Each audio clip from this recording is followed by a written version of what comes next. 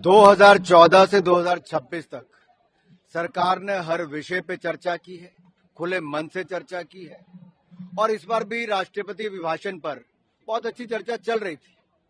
लेकिन विपक्ष के नेता श्रीमान राहुल गांधी जी ने जिस तरह से लोकतंत्र की और सदन की अवमानना की है, स्पीकर की रूलिंग के बावजूद बार बार उसकी अवहेलना की है, नियमों का पालन तो करना दूर, बार बार स्पीकर के कहने के बावजूद वो विषय पे बोले नहीं और यहां तक जब कहा गया कि जिस चीज का उल्लेख यहां पे नहीं हो सकता, जो पुस्तक छपी नहीं, उसके बावजूद उसके बारे में, और यही नहीं, उनका मंशा केवल एक थी। आज अगर आप एक लाइन से देखेंगे कि भारतीय सैनिकों का अपमान करना, आप एक लाइन उनकी उठाकर देखिए, भारतीय सैनिकों का अपमान करना, भारतीय संसद का अपमान करना, भारत की संवैधानिक संस्थाओं का अपमान करना। अब कांग्रेस के पास केवल यही एजेंडा बचा है। जब उनको लगा कि शानदार बजट आया, राष्ट्रपति भाषण में सरकार की सारी उपलब्धियों और देश के बढ़ते कदमों को दिखाया गया, विपक्ष के पास बोलने के लिए कुछ नहीं बचा, तो पेपर फाड़ के चेयर पर फेंके गए। इससे बड़ा दुर्भाग्य क्या होगा? जिस व्यक्ति को यह नहीं पता कि परमिशन लेनी पड़ती है स्पीकर की या चेयरमैन की बोलने के लिए, वो अहंकार देखिए।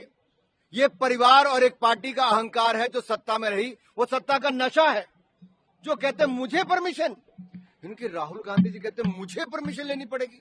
इसका मतलब वो अपने आप को सदन से बड़ा समझते हैं, स्पीकर से बड़ा समझते हैं, संवैधानिक संस्थाओं से बड़ा समझते हैं, और कहीं ना कहीं यही सोच आज कांग्रेस पार्टी को एक के बाद दूसरी हार की ओर लेके जा रही है और यही सोच उनकी बार बार भारत विरोधी टिप्पणियां करके दिखा रही है। 2014 से 2026 तक सरकार ने हर विषय पे चर्चा की है, खुले मन से चर्चा की है और इस बार भी राष्ट्रपति अभिभाषण पर बहुत अच्छी चर्चा चल रही थी।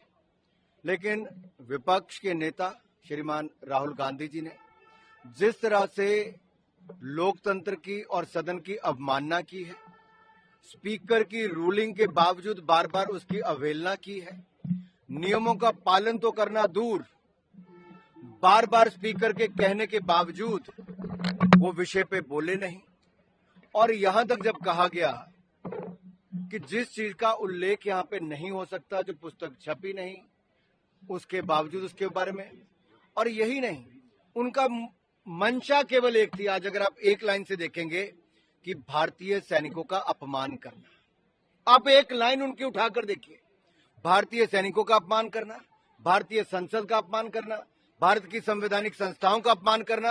अब कांग्रेस के पास केवल यही एजेंडा बचा है।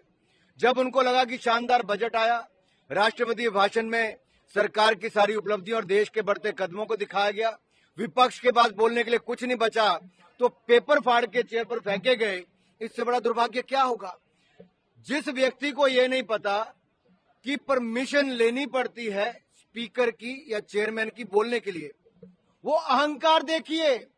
ये परिवार और एक पार्टी का अहंकार है जो सत्ता में रही, वो सत्ता का नशा है। जो कहते हैं मुझे परमिशन, इनके राहुल गांधी जी कहते हैं मुझे परमिशन लेनी पड़ेगी। इसका मतलब वो अपने आप को सदन से बड़ा समझते हैं, स्पीकर से बड़ा समझते हैं, संवैधानिक संस्थाओं से बड़ा समझते हैं, और कहीं ना कहीं यही सोच आज कांग्रेस पार्टी को एक के बाद दूसरी हार की ओर लेके जा रही है और यही सोच उनकी बार बार भारत विरोधी टिप्पणियां करके दिखा रही है।